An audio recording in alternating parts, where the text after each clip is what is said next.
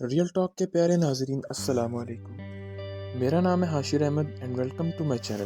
دوستو، کسی گاؤں میں ایک امام صاحب رہا کرتے تھے اور اس امام صاحب کی بیٹی بہت خوبصورت تھی۔ سارے گاؤں والوں کو پتا تھا کہ امام صاحب کی بیٹی بہت خوبصورت ہے، لیکن وہ لڑکی ہر وقت برقعے اور حجاب میں رہتی اور سارے گاؤں میں یہ مشہور تھا کہ امام صاحب کی بیٹی بہت زیادہ خوبصورت ہے۔ گاؤں میں ایک امیر اور زمیندار شخص بھی رہتا تھا۔ اس کا ایک بیٹا تھا اور جب اس کے بیٹے کو اس لڑکی کے بارے میں پتا چلا تو اس کو حسرت ہوئی، کیوں نہ میں اسے دیکھوں۔ دوستو، امام صاحب کی بیٹی ایک مدرسے میں پڑھا کرتی تھی اور امام صاحب روزانہ اسے مدرسے چھوڑنے جایا کرتے تھے۔ جب اس لڑکے کو پتا چلا کہ یہ لڑکی اس ٹائم پر روزانہ اپنے باپ کے ساتھ مدرسے جایا کرتی ہے تو وہ لڑکا کچھ دنوں تک وہاں پر بیٹھنا شروع ہو گیا اور اس لڑکی کو دیکھنا چاہا۔ وہ روزانہ کی بنیاد پر وہاں بیٹھتا تھا لیکن وہ اسے دیکھ نہیں سکا، لہٰذا اس نے سوچا کیوں نہ میں کسی بہانے سے اس کے گھر جاؤں اور اسے دیکھ لوں۔ دوستو، وہ لڑکا کچھ کھانے پینے کا سامان امام صاحب کے گھر لے گیا اور دروازہ کھٹکایا۔ وہ لڑکا اس ٹائم امام صاحب کے گھر گیا تھا جب امام صاحب گھر نہ تھے۔ اس نے دروازہ کھٹکایا تو اندر سے اسی لڑکی کی آواز آئی، کون ہے؟ اس لڑکے نے کہا، میں فلاں گھر سے آیا ہوں اور آپ کے لیے کھانا بھجوایا گیا ہے۔ اس لڑکی نے کہا، ٹھیک ہے، آپ کھانا ادھر رکھ دیجئے، میں پھر خود اٹھا لوں گی۔ اس لڑکے نے کھانا وہیں رکھا اور کچھ ہی فاصلے پر جا کر بیٹھ گیا۔ جب وہ لڑکی کھانا اٹھانے آئی تو اس لڑکے نے اسے دیکھ لیا۔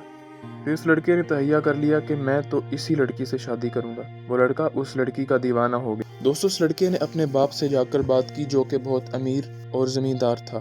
اس کے باپ نے صاف منع کر دیا۔ اس کے باپ نے کہا، ہم اتنے امیر اور زمیندار لوگ ہیں اور تمہیں اس مولوی کی بیٹی پسند آئی، میں ایسا ہرگز نہیں ہونے دوں گا۔ جس پر اس لڑکے کو بہت غصہ آیا اور اس کی خواہش ضد اور دشمنی میں بدل گئی۔ وہ لڑکا اپنے باپ سے سخت ناراض ہو گیا اور ضد کرنے لگا کہ میں اگر شادی کروں گا تو صرف امام صاحب کی بیٹی کے ساتھ ہی کروں گا۔ دوستو، کیونکہ وہ باپ تھا اور باپ کو اپنی اولاد کی ہر خوشی عزیز ہوتی ہے، لہٰذا اس کا باپ مان گیا۔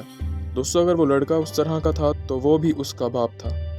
اس کا باپ مولوی صاحب کے پاس گیا اور جا کر کہنے لگا، میرا بیٹا آپ کی بیٹی کو بہت پسند کرتا ہے اور اس کے ساتھ شادی کرنا چاہتا ہے، لیکن میں در حقیقت یہ نہیں چاہتا۔ ہمارے اور آپ کے خاندان میں زمین آسمان کا فرق ہے۔ اس زمیندار نے امام صاحب کو سمجھایا کہ کچھ دن بعد میں آپ کی بیٹی کا رشتہ طلب کرنے آؤں گا، آپ نے مجھے صاف صاف نا میں جواب دینا ہے تاکہ ہمارا آپ کے ساتھ رشتہ نہ جڑ سکے۔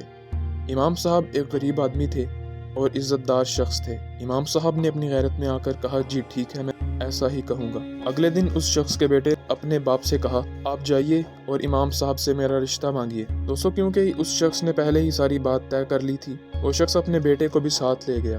جب اس شخص نے رشتے کی بات کی تو امام صاحب نے نا میں جواب دیا، کیونکہ اس شخص نے پہلے ہی امام صاحب سے بات کر لی تھی کہ آپ نے رشتے کے بارے میں نہ کرنی ہے، جس پر وہ شخص بہت غمگین ہو گیا اور اسے غصہ بھی آ گیا، جس پر اس شخص نے کہا، اب تو میں تمہیں برباد کر کے چھوڑوں گا۔ اس لڑکے نے یہ ارادہ ذہن میں کیا اور وہاں سے چلے گئے۔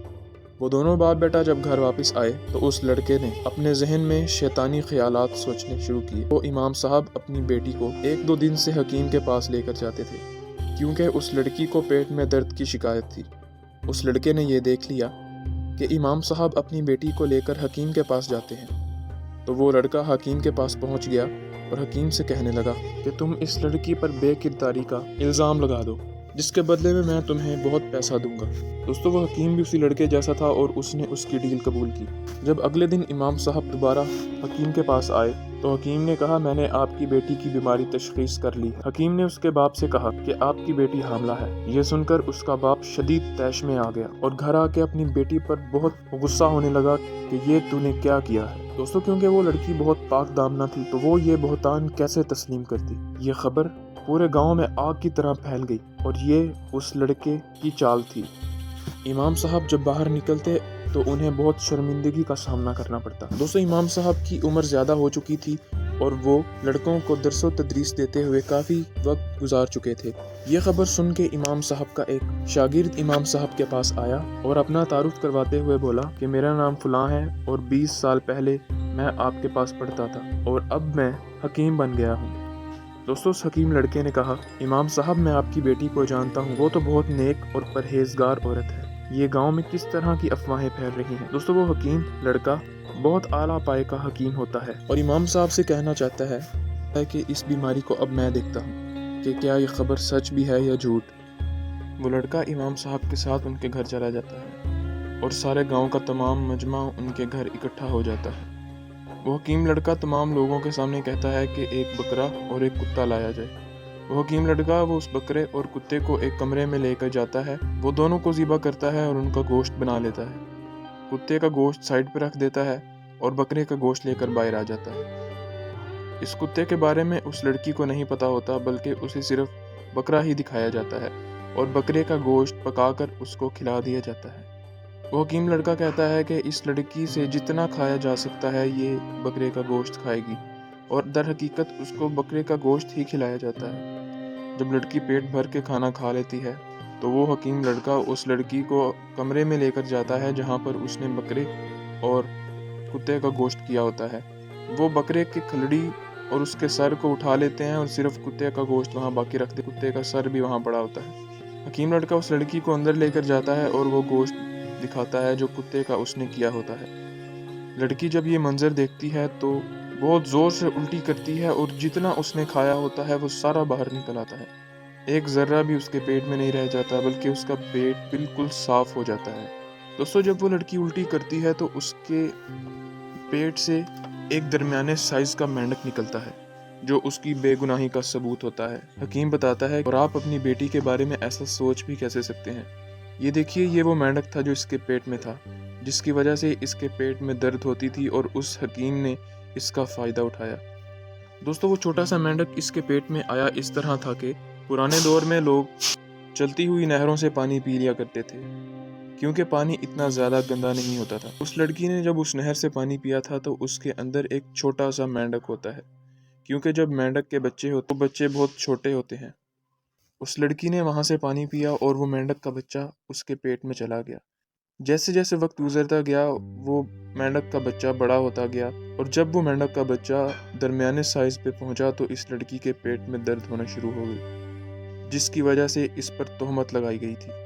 दोस्तों, एक बात याद रखिएगा कि अल्लाह अपने बंदों को कभी रुसवा नहीं करता और अल्लाह हर वक्त अपने बंदों के साथ होता है। वो कहते हैं ना, जिसे अल्लाह रखे उसे कौन चखे। दोस्तों, इसके मुतालिक हज़रत आयशा सिद्दीक़ा का वाक़या अफ़क था, जिसमें कफ़ारे मक्का ने हज़रत आयशा पर तोहमत लगाई। उसकी वजह से अल्लाह ताला ने सूरह नूर की कुछ शुरू वाले रुकू की आयत में आप रज़ी अल्लाह ताला अन्हा की बेगुनाही को साबित किया और शरीयत में अहकामात नाजिल हुए। दोस्तों, एक बात याद रखिएगा कि अगर आप बेगुनाह हैं तो कोई दुनिया की ताकत आपका बाल भी भीगा नहीं कर सकती, क्योंकि दुनिया की सबसे बड़ी ताकत आपके साथ होती है। इसी के साथ मुझे दीजिए इजाज़त। अपना और अपने प्यारों का ख्याल रखिएगा। अल्लाह हाफ़िज़।